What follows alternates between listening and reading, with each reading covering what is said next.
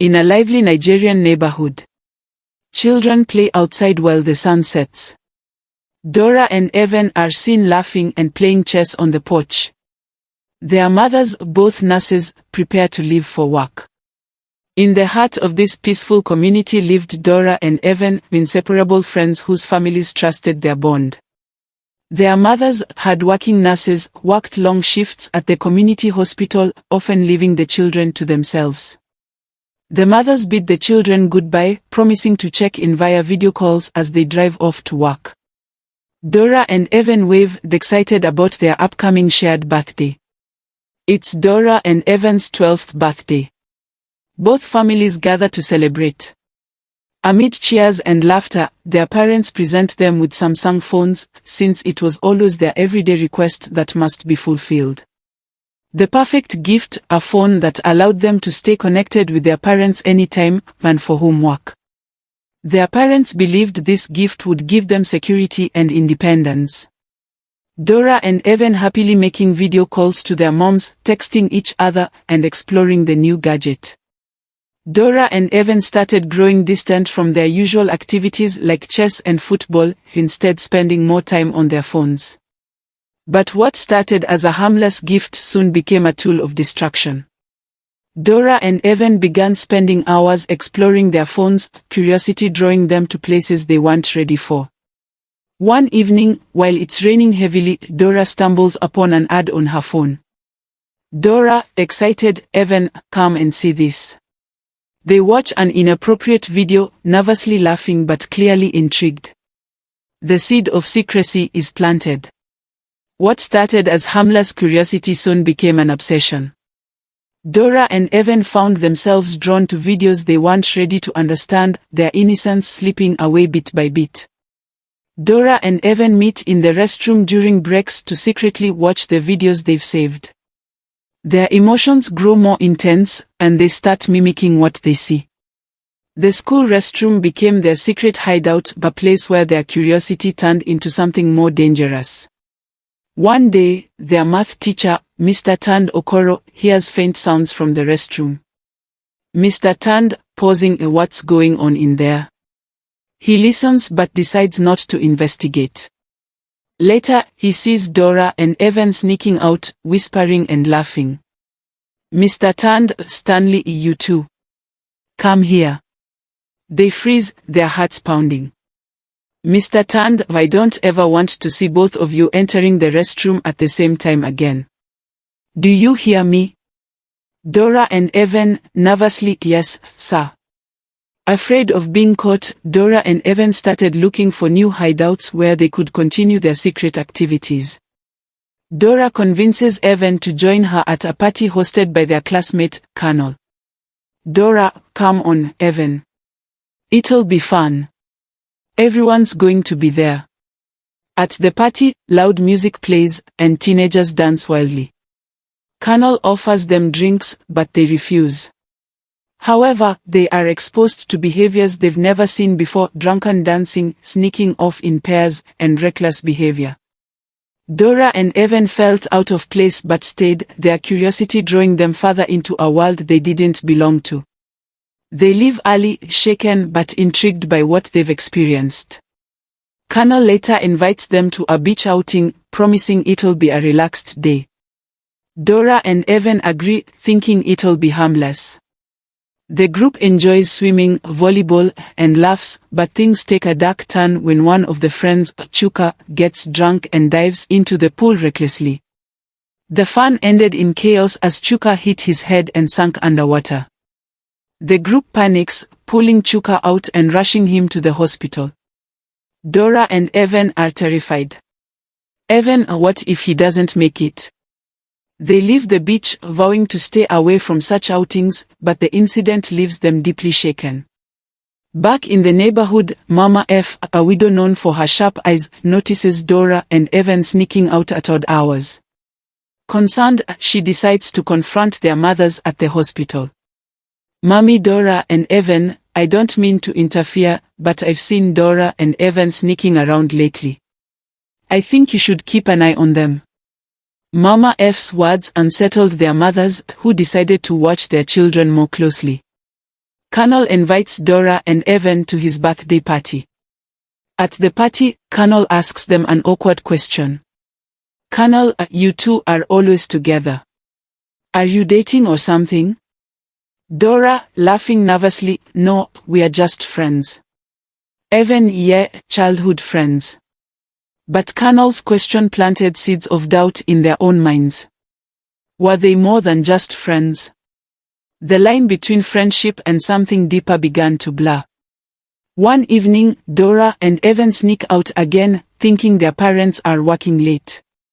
However, their mothers return home early and find their rooms empty. Both nurses, terrified and worried, where could they be at this time? When Dora and Evan return, their mothers confront them. Both mothers were angry with them. Where have you been? Tell me the truth. The parents confiscate their phones the second time but are unable to uncover implication photos, videos, nor messages that reveal their secret lives. Little did they know that their children's intentions and cravings has grew wild like a burning forest that couldn't be quenched. As they continue playing, Dora suddenly holds her stomach, her face contorting in pain. Dora, screaming, my tummy. My tummy hurts. She collapses to the floor, clutching her stomach, and begins vomiting violently. Evan's eyes widen in fear. Evan, Dora. What's happening? Are you okay? Dora can barely respond as tears stream down her face. In a panic, Evan rushes outside, sprinting through the neighborhood and shouting for help. Evan, screaming, help. Somebody help. It's Dora. Evan's cries echoed through the neighborhood, drawing the attention of the ever-watchful widow, Mama F. Mama, standing outside her house, sees Evan running toward her, his face pale with fear. Mama F. Evan, what is it? Calm down and tell me what happened. Evan, panting, it's Dora. We were just playing, and she started shouting, my tummy, and then she fell down and started vomiting. Mama's brows furrow as she listens. Mama, suspiciously, just like that. Remember I told your mothers about the way you two have been behaving. Now, see what has happened. She quickly pulls out her phone and dials Dora's and Evan's mothers at the community hospital. At the hospital, Mrs. Amaka and Mrs. Funk receive Mama F's frantic call. Mama F, you need to come home quickly. Something has happened to Dora. She's vomiting and on the floor. The mothers, alarmed, drop everything and rush home. They arrive to find Dora still on the floor, groaning in pain, with Evan pacing nervously beside her. Mrs. Amaka, kneeling beside Dora, my baby. What's wrong? Dora, talk to me. Mrs. Funk, let's get her to the patient room now. Together, the mothers carry Dora into the small medical room they maintain in the house for emergencies. Inside the room, the mothers quickly spring into action. Mrs. Funk, let's check her vitals.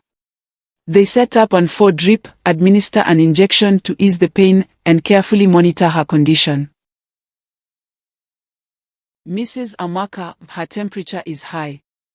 We need to run a full diagnosis.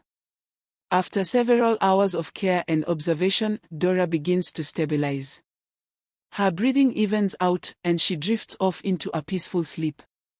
Thanks to their skills as nurses, Dora's mothers were able to nurse her back to health.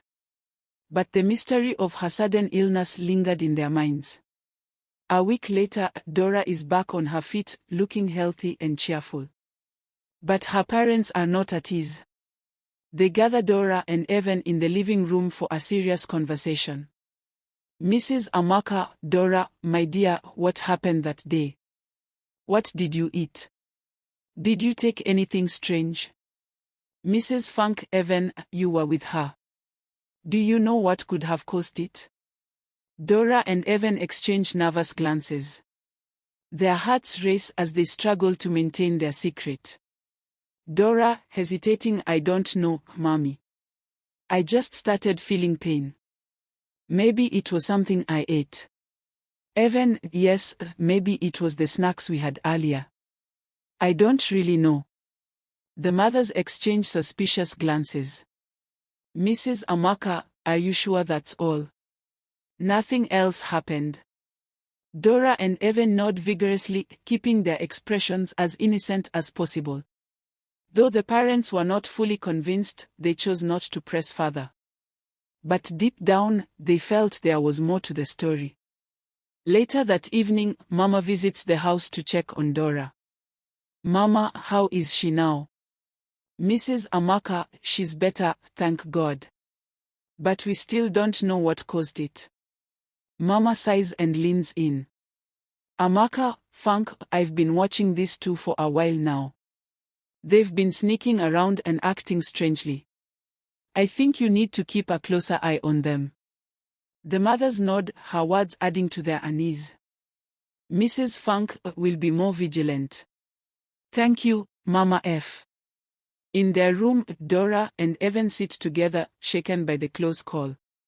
Evan, that was too close, Dora. What if they find out everything? Dora, we can't let that happen. We promised to keep it a secret, remember? But secrets have a way of unraveling, and nature has its own way of catching up with hidden sins. Tossing and turning in bed that night, haunted by guilt, while Dora stares out her window, deep in thought. Determined to uncover the truth, the mothers decide to impose stricter rules. We need to monitor their movements and check their phones regularly. Evan's mother returns home unexpectedly and catches them behaving inappropriately. Shocked, she immediately calls Dora's mother.